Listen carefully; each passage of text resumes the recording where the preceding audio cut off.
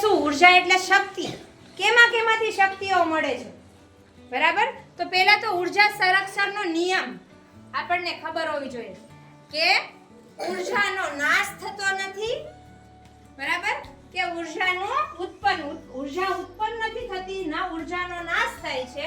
વિશ્વમાં ઉર્જાનો જથ્થો અચળ રહે છે અને આ ઉર્જાનું એક ઉર્જામાંથી બીજા ઉર્જામાં રૂપાંતર થાય છે. આ જે છે એનો નિયમ છે, જે ન્યુક્લિયર એનર્જી તરીકે ઓળખાય છે. જે આ મિસાઇલ્સ ને એવું બધું બનાવવામાં આવે છે એ જે છે એ પરમાણુનો જે કહીએ ને કે શક્તિ જે છે ને એમાં સૌથી વધુ શક્તિ હોય છે. બરાબર. પરમાણ્વીય શક્તિ, આણ્વીય શક્તિ કહી શકાય. પછી આપણે આવે છે પ્રકાશ ઉર્જા. કઈ ઉર્જા આવે છે?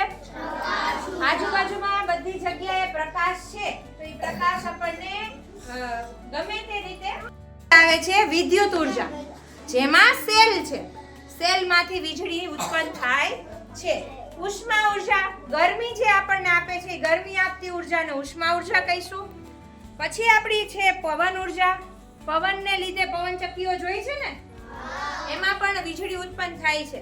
એવી રીતે જળ ઉર્જા, જળમાં ટર્બાઇન લગાવી અને ઉર્જા ઉત્પન્ન થાય છે. આ બધું શું હોય છે?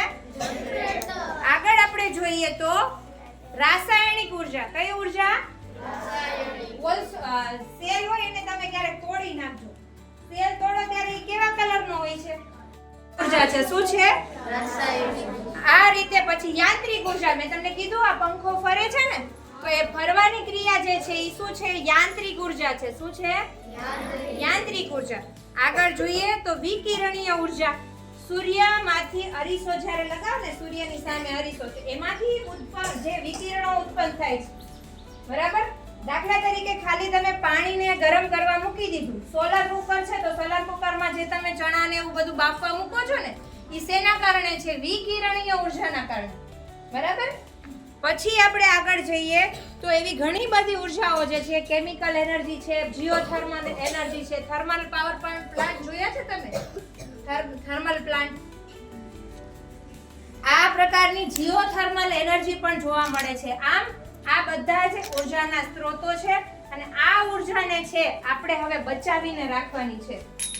બરાબર. હમણાં ભવિષ્યમાં ઉર્જાનો જથ્થો છે એ ઓછો થઈ રહ્યો છે અને આ કુદરતી ઉર્જા જો હશે તો આપણે એનો ઉપયોગ કરવાનો છે. ઓકે.